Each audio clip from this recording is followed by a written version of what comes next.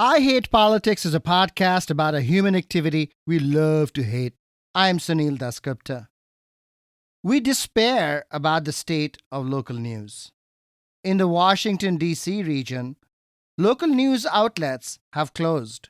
In Montgomery County, the closing of the Gazette newspapers is seen by many as the end of true local news in the county. The local newspaper of record, the Washington Post, has not only been complicit in the demise of the Gazette, having bought the operation and then closed it, but has now turned away from local news itself. The Post still covers high-profile stories and sometimes will raise a story to become the news itself, such as with the Beidelman sexual harassment scandal in Montgomery County Public Schools. But most recently, the newspaper offered a buyout intended to cut the Metro desk staff, the local news staff, by 25%. We did an episode a few months back with Scott Copeland, the publisher of MoCo 360 Media, formerly Bethesda Magazine and Bethesda Beat, who emphasized that he wanted to give back rather than make a profit from his media operations. You might say the Washington Post in the hands of Jeff Bezos is similar. But in this episode, we have news about the news for you. A homegrown, social media-driven, local news company called the MoCoShow is not only commercially profitable, but also turning on its head some principles of journalism.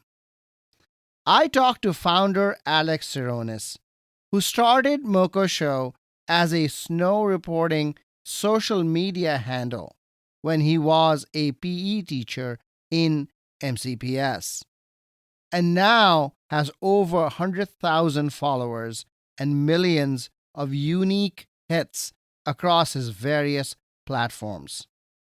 Sironis' company just concluded an ad sales and website hosting deal with Local News Network, the holding company for ARL Now, the Arlington County local news outlet. Come on, let's go outside. Don't want to take a drive, let's wander. Choose a direction and go. Let's wander at least 10 blocks or so. The forecast says it's warm. There's no chance for a storm. Let's wander.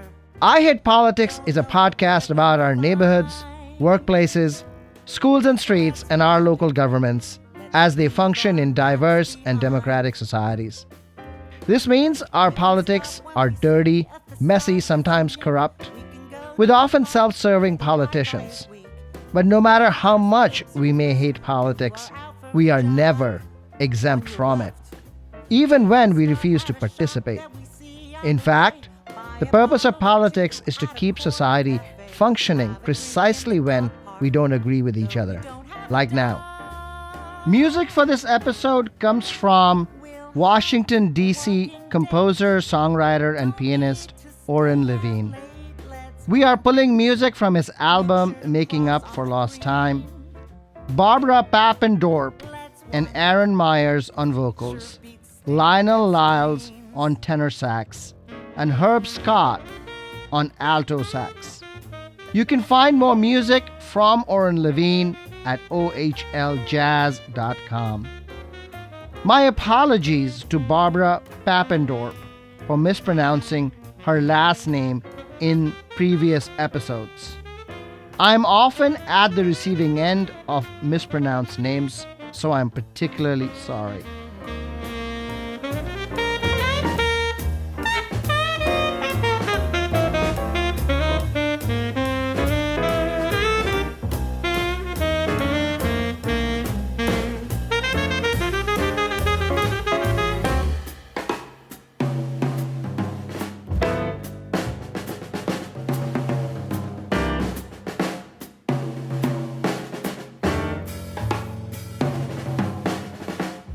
You're listening to I Hit Politics. I'm Sunil Dasgupta. This is the Thanksgiving weekend, which starts the 2023 giving season. Every week between now and the end of the year, we are giving space to local nonprofits to pitch for your support. These spots are not paid advertising, but available for free to organizations we have verified as legitimate and wonderful additions to our community, and will use your support well. We know that you give generously, and I hope you will consider giving to these nonprofit organizations this year. If you know of other nonprofits who would like to be featured, please reach out at producer@ihppod.org. Hi, my name is Jennifer Freeman, Executive Director of Community FarmShare.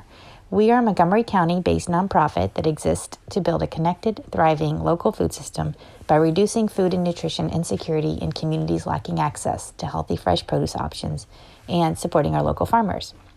Our work's mission is a win-win-win. Every dollar to Community FarmShare accomplishes three things. One, it helps to support healthy families, particularly low-income residents affected by diabetes and other chronic diseases. Two, builds up our local food system by supporting farmers for their dedication and hard work for growing the fresh produce. And three, addresses climate change and reduces carbon emissions by supporting regenerative farming practices that sink carbon and reducing our food supply's dependence on long-distance transport. Food plays an important role in the season of harvest and holidays. By January, we may feel there's been too much. Unfortunately, for some of our neighbors, there will have been too little. This season, in partnership with local farm partners, Community FarmShare has launched a novel food drive concept with our Fresh Veggie Drive. Donors can shop for fresh veggies to donate, selecting the produce that the farmers have offered for that week, and produce is delivered to local food assistance providers. The Fresh Veggie Drive runs until December 18th. There are two ways you can help. You can donate money at www.communityfarmshare.org. You can also join the Veggie Drive at www.communityfarmshare.org/Fresh Veggie Drive. Thank you. Happy holidays. Hi, this is Chris Rutledge, Vice President of External Affairs at Friendship Place. Every year, Friendship Place serves over 4,000 people, including hundreds of children and veterans, by providing them access to housing, food, clothing, and numerous other things people need to thrive. This year, you can take part in our really special Warmth and Joy campaign. Through the Warmth and Joy campaign, we will be able to purchase coats for people in need, toys for children around the holidays, and special holiday meals that will make this a much better season for so many people. Please go visit friendshipplace.org and see how you can be a part of this. We would really love your participation. Happy holidays from Friendship Place. Hello, my name is Janine Rauscher, and I am the founder and chair of the MoCo Pride Prom. During this season of giving, we ask that you consider a donation in support of the annual Pride Prom. This event celebrates the LGBTQ+ community in our county and provides a safe and welcoming space for LGBTQ+ youth to come together, socialize, and dance the night away. However, organizing an event like this requires a significant amount of resources, and we need your help to make it happen. We are reaching out to our community to ask for your support in making this year's MoCo Pride Prom a success. Your donation will help us cover the costs of the venue, decorations, food, and other essential expenses that go into creating a magical evening for our LGBTQ+ youth. Your contribution will make a real difference in the lives of these young people, providing them with a safe and affirming space to express themselves and be themselves. Please consider making a donation today at givebutter.com/2024 Pride Prom. That's givebutter.com/2024 Pride Prom. And help us make this year's MoCo Pride Prom a night to remember for all of our LGBTQ+ youth. Thank you. Hi, my name is John Bogaski. My wife Shelley and I lead Special Olympics here in Montgomery County. Each year, our all-volunteer program provides more than 500 practice or competition opportunities across 23 sports to more than 500 Special Olympics athletes from our area. While our programs are free for our athletes, we must raise funds locally for uniforms, equipment, facilities, and other costs. During this holiday season, I hope you can join Shelley and I in supporting our athletes. Please visit somdmontgomery.org, that's SOMD Montgomery.org, and click on Support SOMO in the upper right corner to make a donation. Thank you for supporting our athletes. This is Ariane Ong with the Montgomery County Progressive Asian American Network. Support us as we seek to raise the visibility of Asian Americans in the county, increase representation and policy making, address hate crimes, advance equity in the schools, and champion immigrant rights. For more information, check us out at www.mocopaan.org and find us on Facebook and Instagram. Thank you. I'm Ilana Mintz, founder and executive director of Urban Adventure Squad, a Washington, D.C. based nonprofit education organization that provides equitable, curriculum-aligned outdoor learning programs to children across the city. Did you know that classroom engagement and student attention are significantly higher after a period of learning outdoors? In a 2018 study published in Frontiers in Psychology, researchers found that the number of times teachers had to redirect distracted students was cut in half. The default position of the U.S. public education system is that indoors is for learning and outdoors is for recess. By middle school, recess largely disappears.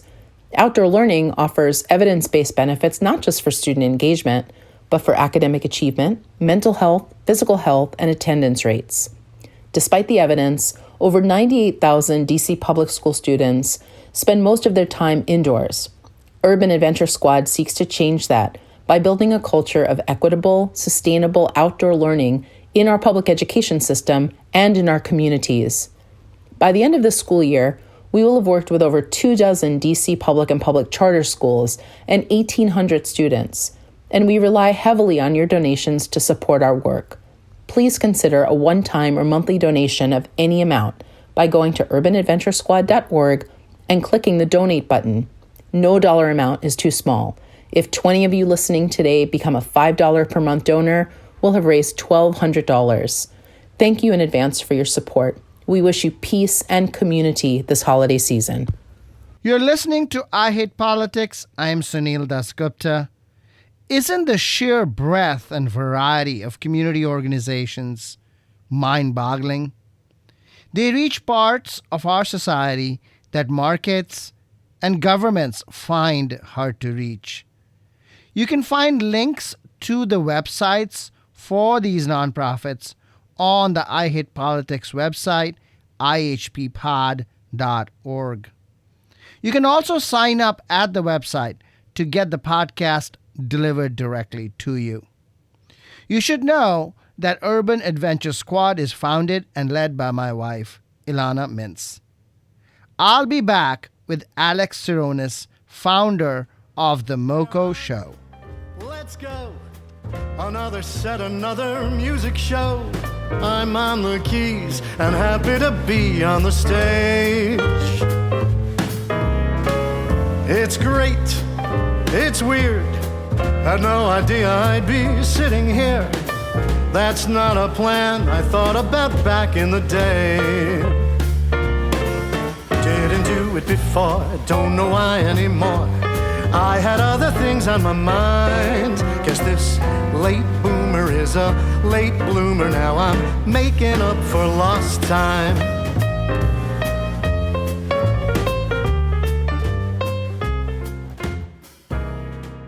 Too late.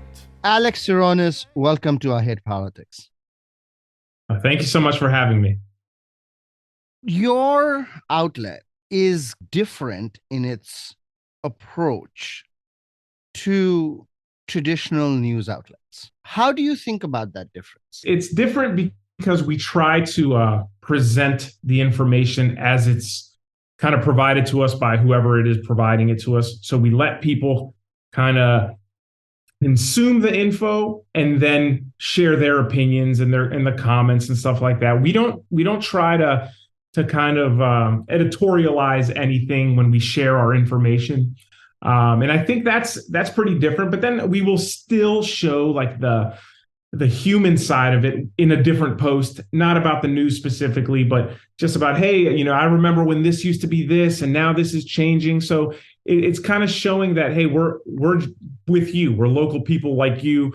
It's not someone who's, even though we are now being paid to do it, it seems almost like we're doing this because we just care about our area.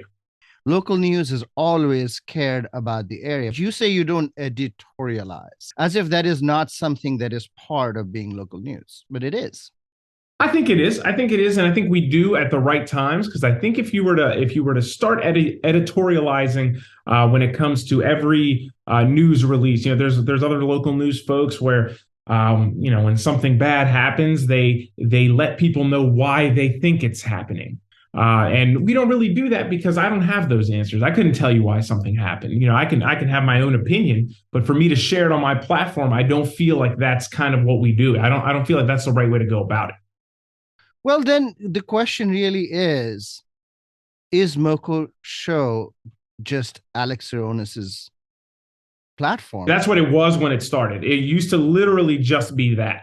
And I tried to kind of remove that. But I realized that when I removed that, it took away from some of the connection I personally had with the community. So I will still interject some of what I do. For example, when it's something a little less serious and a new restaurant opens, I will go and make sure to have dinner there and let people know, hey, this place opened and, here's a first look at it. And I don't ever say, I didn't like this. That's not what I use the platform for. It's just kind of more of an informatory thing. So I let people know things that are happening from a personal perspective. But when it comes to more serious news, I've kind of removed myself from that. It's a little more information rather than Alex Saronis telling you something. We do have a staff that covers news as well, a staff of 3 people who are kind of full-time covering news. That includes myself, so 2 people other than me. And then a bunch of contributors who also do the same thing. And sometimes you will see some of their opinions in lighter things, but when it comes to more serious issues, or even something like development, which I consider a serious issue, and people generally, they have their own opinions on that.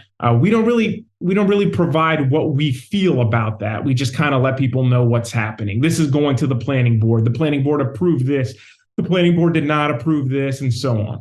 Let's talk about staff. I believe your staff is, there is no dividing line between editorial and ad sales.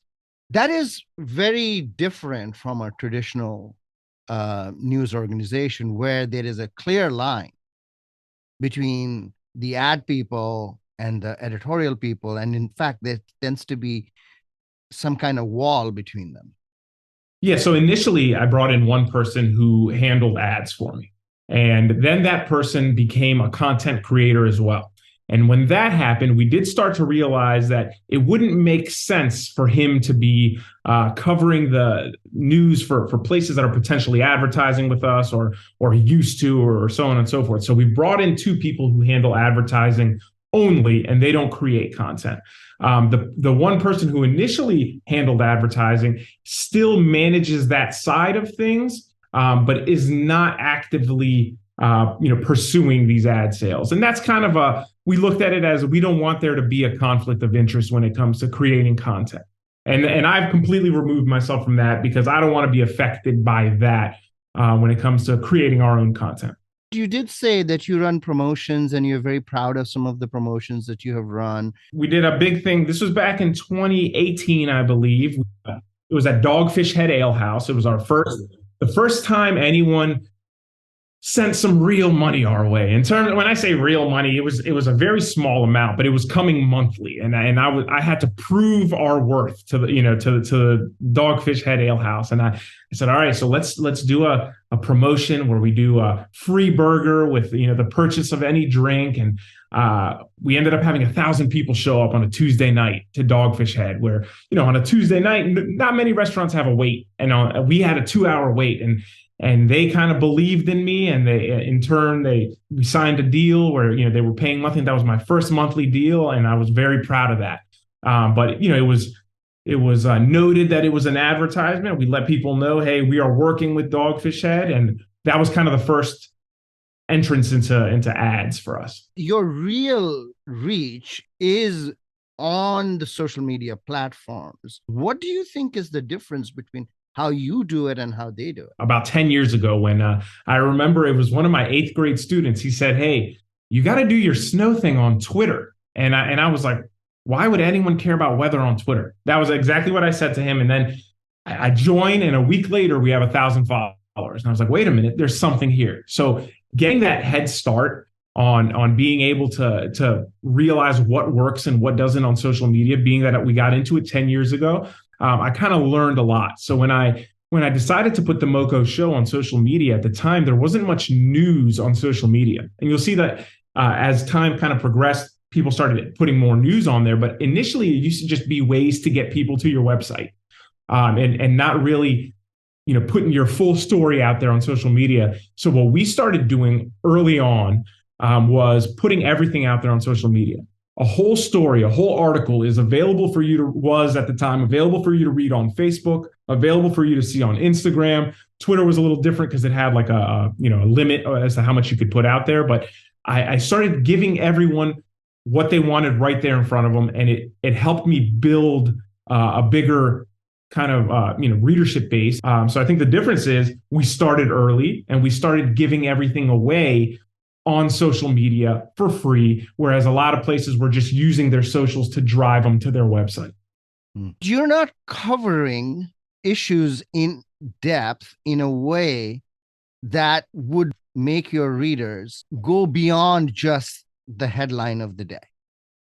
I can see where you're coming from. I think because we're a smaller operation, we can choose to focus on a couple things and go in depth on them, or we can choose to go kind of wider coverage and a little less depth into what we report. And I think because of how we've figured out how to go about it on the business side, it's a little more beneficial on our end to cover more and kind of provide people with what I have always viewed as the essentials. Here's what's happening and what's going on. Here it is. And then if they want to read more about it, there are other sources or other ways to do it. A lot of times we'll provide links if we got something, and not necessarily from other news sources. Sometimes obviously we do, but a lot of times the information is right there on the company's website. MCPS will sometimes release a big report or whatever it is they got. So we'll summarize and provide them a link to that if they want to read more. We don't have to go in depth on everything they wrote about. And that's just kind of because when we did start, I used to think to myself, I don't care to read all this. I just wanted this little bit of information. So I was like, why don't I start presenting news the way I would send it to my friend in a text message? Hey, did you hear about blah, blah, blah? This is happening. And that's kind of what it was. And if they wanted to read more, they'd click. But I always thought to myself, every time my friend sends me a link, I don't click on it. I read the headline and I respond to that. Sometimes I'll add some more things because I care. Hey, this person grew up in Gaithersburg and graduated from this high school and is now, opening a restaurant in their hometown.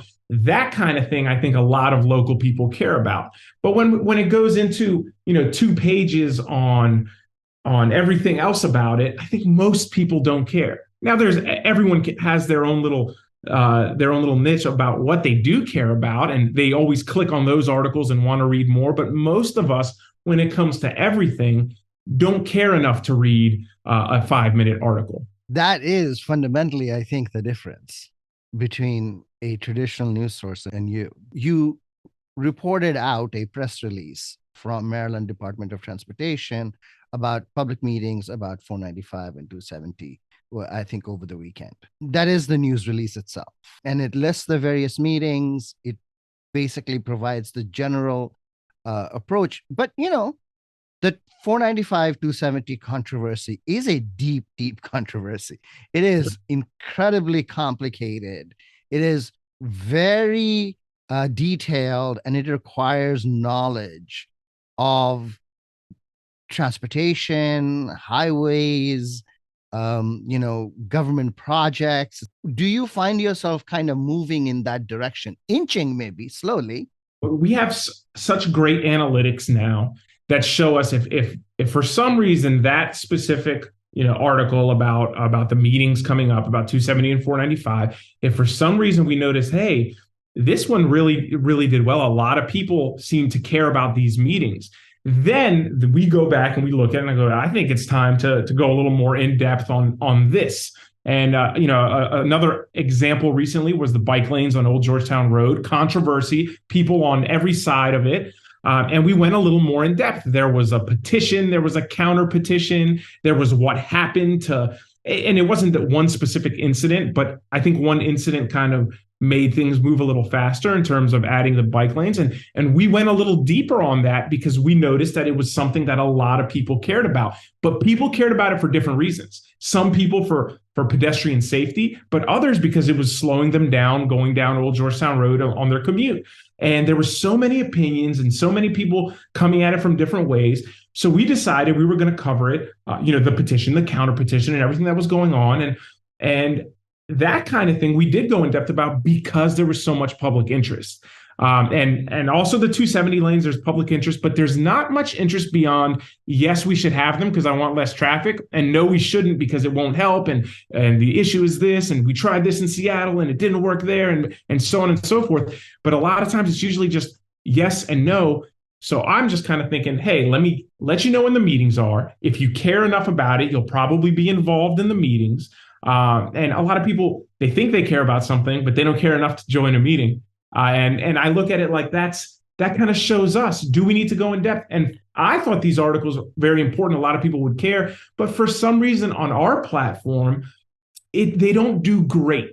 If there's something like, Larry Hogan is providing the funding to widen 270, and it's worded like that, then there's yeah, or like, no, we shouldn't do it. But when there's information about a meeting regarding it where people can get information to form an opinion, for some reason, people don't care because I think a lot of people have their opinions already made.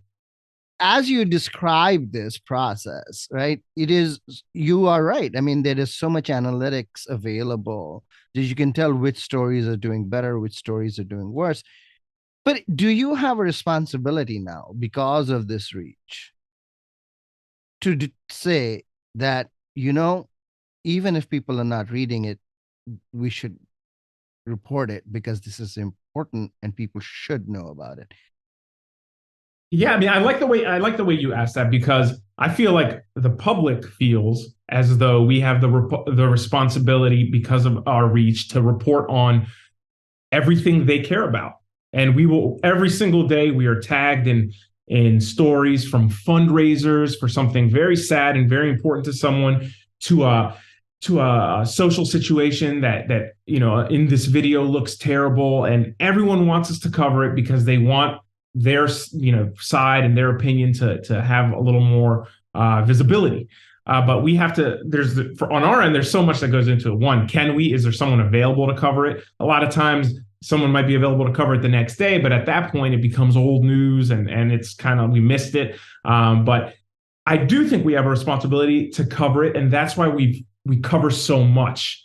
I don't know if we necessarily have a responsibility to go in depth. And that's because if we start going in depth, we start to choose a side to go in depth on. It doesn't mean we're on the side of that, but it's, for example, I remember aside from when they were being built, the bike lanes on Old Georgetown Road, the first time we covered them after that was when the petition came out. And a lot of people thought that we were, pro this petition because we covered it. And the reason we covered it is because it was sent to us by probably hundreds of people.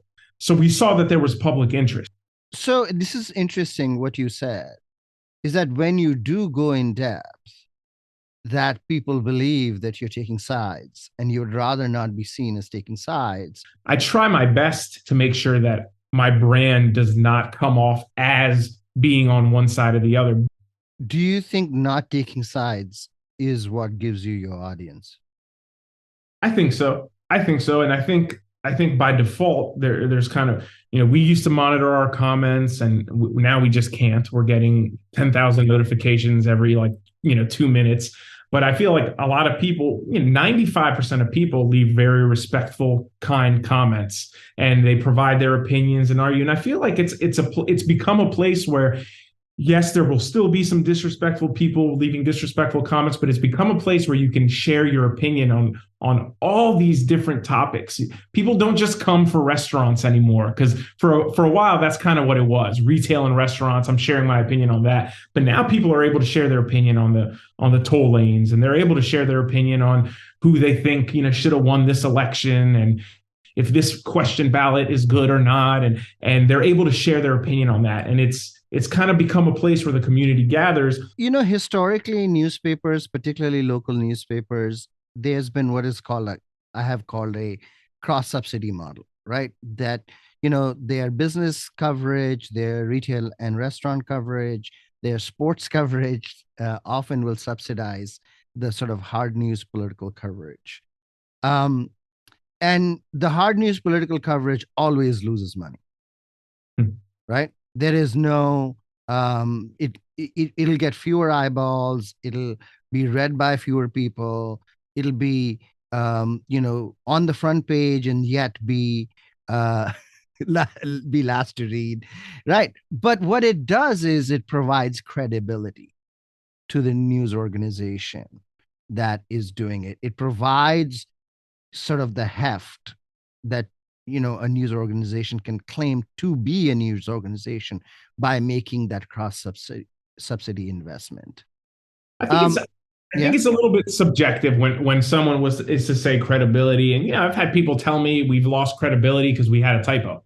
And so when it comes to credibility, I think the fact that we've added coverage in general, which we didn't have 2 years ago, is a step towards providing more coverage. And even though our political coverage, in my opinion, and based on what I'm seeing in our analytics, is great when it comes to gathering laugh emoji reactions, but it's not great when it comes to actually clicking and reading more about the candidates. And I don't know if that's just something on my platform, if people just aren't interested, or if it's kind of around the world, because people love to react to politics. They don't necessarily love to learn more about them. If you look at MoCo 360, right, which used to be called Bethesda Beat, they started Bethesda Beat in 2014, right? And according to Scott Copeland, who I interviewed several weeks ago, he said that Bethesda Beat is still not profitable. And Bethesda Beat is the hard news side. Bethesda Magazine is the features and sort of longer or softer stories about business and society. But that makes a lot of money. And so, in fact, they have a cross-subsidy model.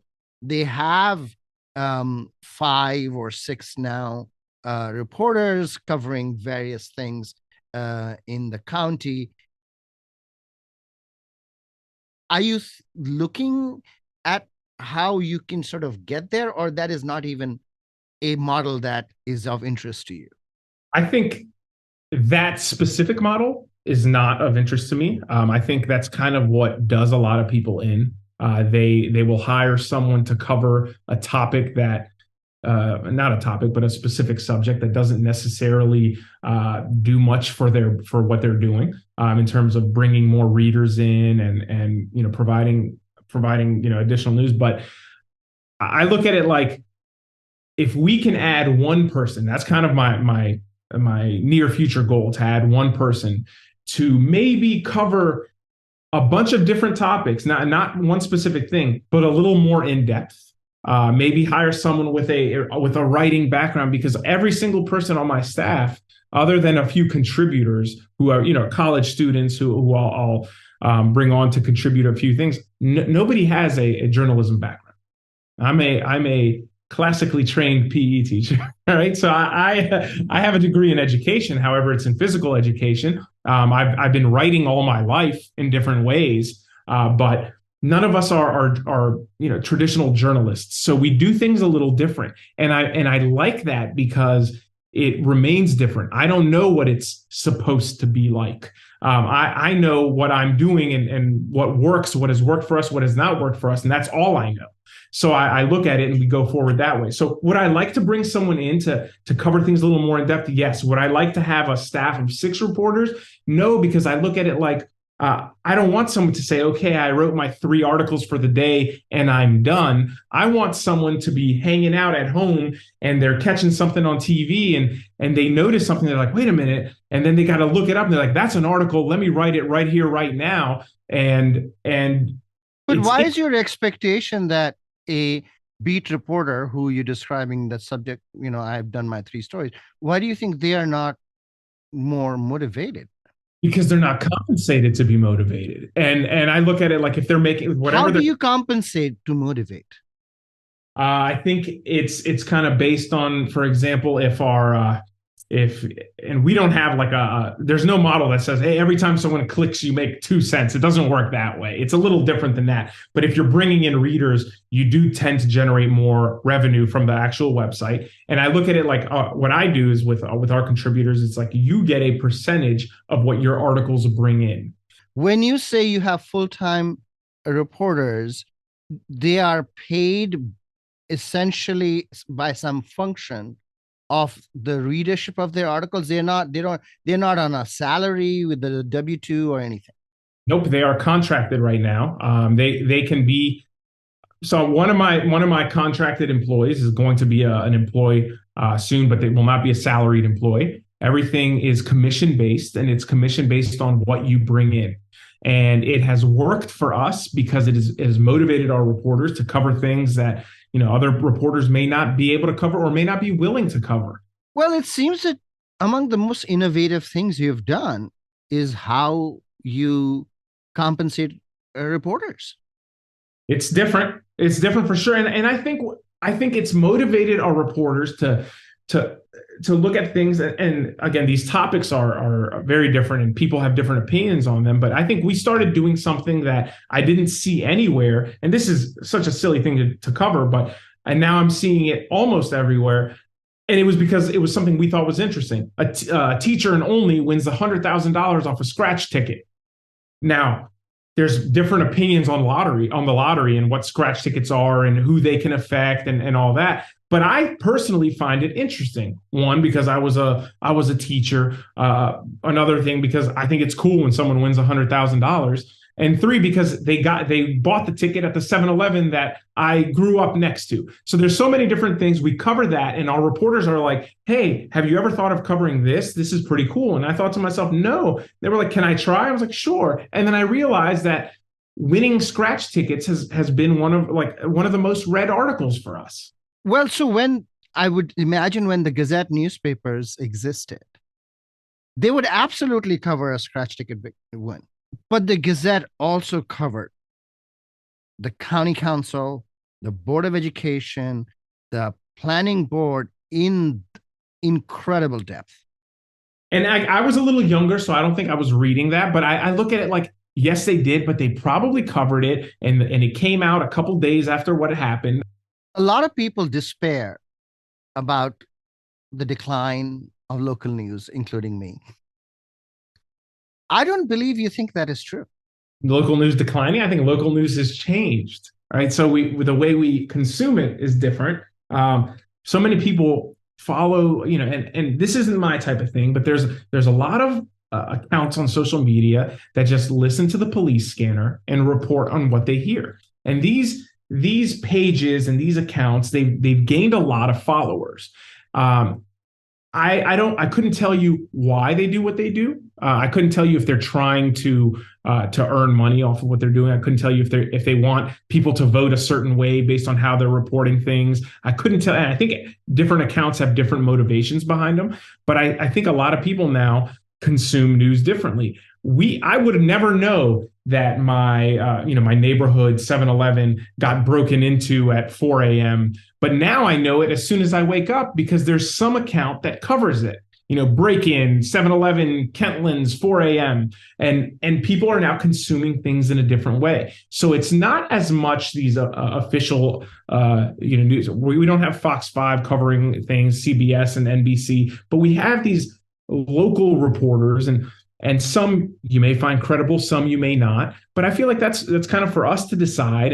And there's some local folks that I follow that have some great tidbits, and even some quote unquote influencers who have news and tidbits about restaurants that are coming to our area. I follow them because they have cool food videos, but every now and then they break some news, and we can get something from them as well. And it's kind of a fun way to consume news. I'm not sure that's consumption. I mean, you're talking about production of news, not the consumption. Really, if somebody is reporting about the 7-Eleven in your neighborhood or some restaurant, it's the old patterns of producing news. That is what has changed. So you now see assignment editors from stations on Twitter posting out crime reports the way people that are listening on the scanner are. And they're doing that, but they're following it up with a much longer, they have a reporter on the scene like they would have traditionally. It's going to come with a much longer article. But a lot of times now, when I look at, and I'm using crime as an example, I'll look at, an NBC article on crime that just occurred at 5 a.m. and it looks very similar to ours, which is what happened, a quote from the police, and we'll have an update when more information is available. And it used to be that the major networks didn't report like that. They wanted to report when they had everything, they had the full story, but they're no longer doing that because they know that they feel, in my opinion, like they're missing out because this person's already getting that news out. So it has changed in how it's produced, but I think it's because we as people we're so used to having everything at our fingertips. How do you do quality control when you're paying reporters by readership and speed? What is your quality control mechanism? The speed helps, but we do have to make sure that it's all on the up and up and valid and reliable information. So if there is a fire that occurred, we do reach out to the Montgomery County Fire and Rescue PIOs. Alex Sironis, thank you for coming on the show. I can't wait to see what more you do. I appreciate it. Thank you so much for having me. You're listening to I Hate Politics. I am Sunil Dasgupta. I'll be back with a wrap-up, including lessons from my conversation with Alex Sironis, the founder of the local news company, The MoCoShow. They said don't trust your heart, and I believed it. The head is more reliable than true. The heart made promise fun, I didn't need it. I sat and did the math and took the safer path. I knew the head would always see me through. The heart says donuts, the heart says go. The head says salad, the head says no. I don't say anything, but keep my cool. You don't get anywhere by breaking rules. I listen when the head avoids. You're listening to I Hate Politics. I am Sunil Dasgupta. What lessons can we draw from my conversation with the MoCoShow founder, Alex Sironis?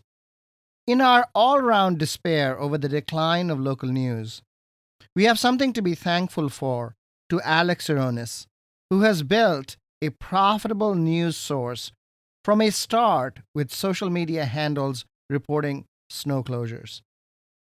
The MoCoShow quite deliberately does not look like how news used to be produced or consumed, or even what news used to be. Sironis led with advertising, promoting restaurants and local businesses, not traditional political news coverage.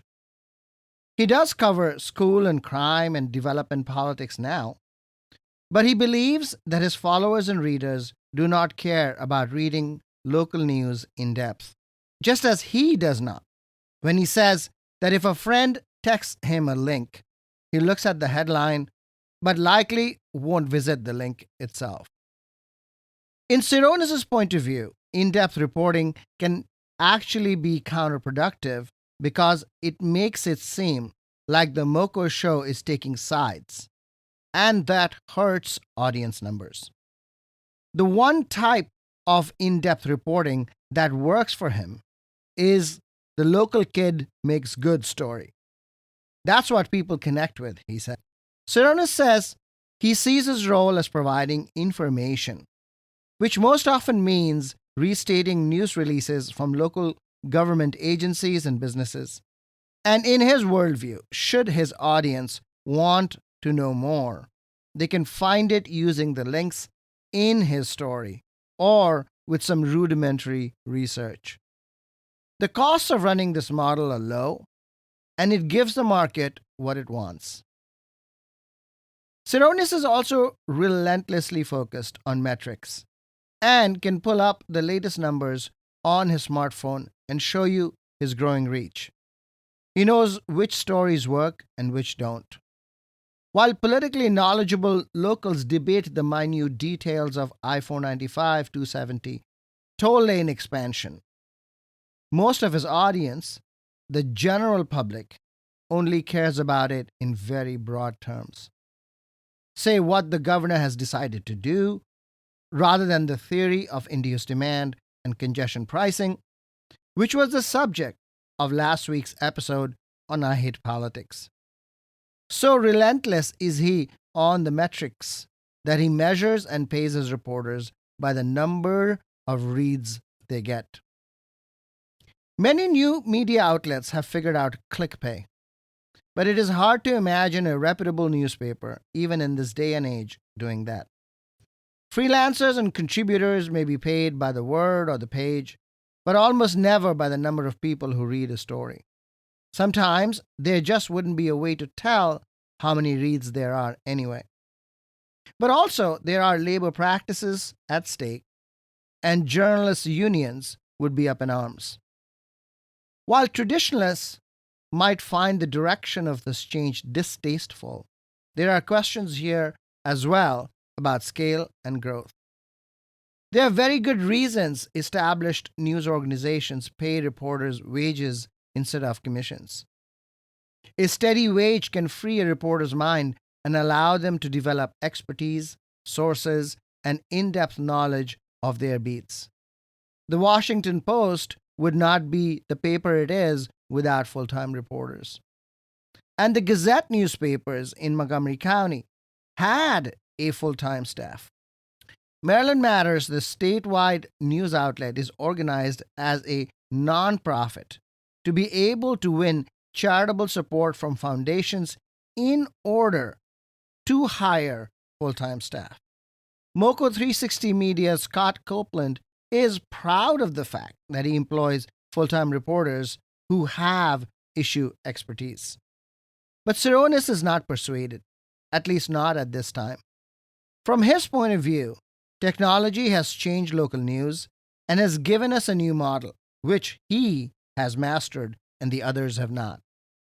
The MoCoShow is profitable on its own, and his audience is larger than other outlets, which has meant that advertising has followed him.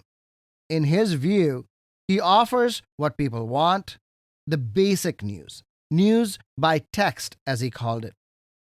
He has found a way to produce that news cheaply and effectively. Will this change in the future? Hard to tell. Sironis does not appear to be interested, but he is also just starting out on a partnership with local news network, and as his advertising revenue grows, he could make different decisions. If you don't follow the MoCoShow, you should. Both Alex Sironis and I would love to hear your thoughts about the future of local news. That's all for this episode of I Hate Politics, where we aim to stem the decline in local news by working with community voices. I Hate Politics is produced by me, Sunil Dasgupta, and assistant producer Daniel Galileo, with support from the University of Maryland, Baltimore County. I direct UMBC's political science program at the universities at Shady Grove in Montgomery County, where, among other things, we explore and learn about politics, government, and society close to home. Music for this episode comes from Washington, D.C. composer, songwriter, and pianist Oren Levine. We are pulling music from his album Making Up for Lost Time. Barbara Papendorp and Aaron Myers on vocals. Lionel Lyles on tenor sax and Herb Scott on alto sax. You can find more music from Oren Levine at ohljazz.com. If you want to share your music on the show or know someone else who might want to, please email us at producer@ihppod.org.